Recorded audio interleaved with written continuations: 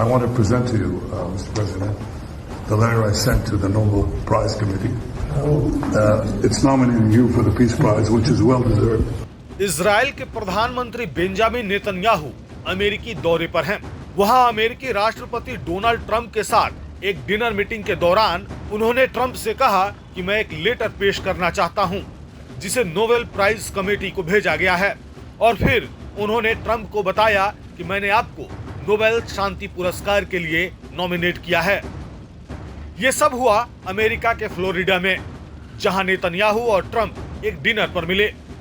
Netanyahu ने खुले मंच पर ट्रंप की तारीफ की और कहा कि दुनिया में जो कुछ शांति दिख रही है उसमें ट्रंप का बड़ा योगदान है। ट्रंप ने इस मौके पर नेतन्याहू और उनकी पत्नी सारा की जमकर तारीफ की। बोले, हम लंबे समय से अच्छे दोस्त हैं और मिलकर बहुत कुछ हासिल किया है। The President has already realized great opportunities. He forged the Abraham Accords. He's forging peace as we speak in one country and one region after the other. So I want to present to you, Mr. President, the letter I sent to the Nobel Prize Committee. It's nominating you for the Peace Prize, which is well deserved, and you should get it. Thank you very much. This I didn't know. Wow. Thank you very much. Coming from you in particular, this is very meaningful. Thank you very much, baby. Thank you. Thank you for everything you do. Thank you. लेकिन असली सवाल ये है कि Trump को Nobel prize क्यों? इसका जवाब खुद ट्रंप पहले दे चुके हैं।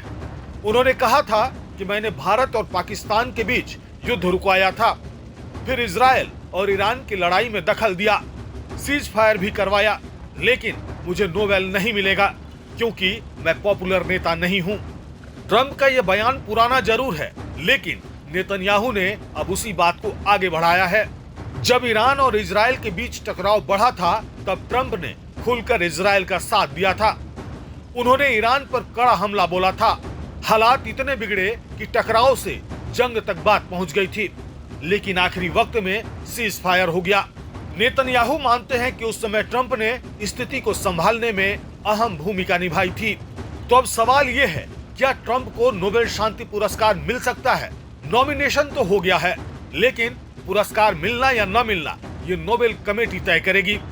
इतिहास गवाह है कि नामांकन तो कई होते हैं, लेकिन जीतते कुछ ही हैं। डोनाल्ड ट्रंप की छवि विवादित रही है। कभी चीन पर तीखे बयान, कभी मुस्लिम बैन, कभी कट्टर रुख, लेकिन कुछ लोग मानते हैं कि कड़े फैसलों के पीछे कभी कभी शांति की राजनीति भी छुपी होती है। अब ये देखना दिलचस्प होगा कि नेतन्याहू का ये नोबेल लेटर ट्रंप को शांति पुरस्कार दिला पाता है या नहीं। आपका क्या मानना है? क्या ट्रंप नोबेल पुरस्कार के हकदार हैं? कमेंट में अपनी राय जरूर बताएं।